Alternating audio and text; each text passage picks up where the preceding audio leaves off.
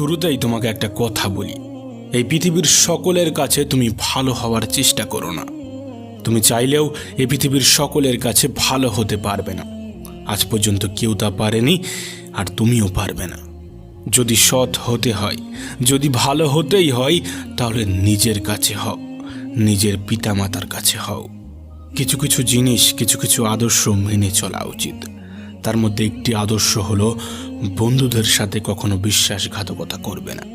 শুধু তাই নয়, বিশ্বাসঘাতকের সাথেও কখনো বন্ধুত্ব করবে না। নিজের মধ্যে একটা জিনিস থাকা খুবই প্রয়োজন, খুবই জরুরি, আর তা হলো সৎ সাহস। যদি ভুলকে ভুল এবং ঠিককে ঠিক বলার সাহস তোমার মধ্যে না থাকে, তাহলে তোমার মধ্যে সৎ সাহস এবং ক্ষমতা কোনোটাই নেই। তোমার সাথে তোমার রবের সম্পর্ক সব থেকে বেশি গভীর হওয়া উচিত। এই পৃথিবীতে এমন একটা সম্পর্ক থাকা অত্যন্ত জরুরি,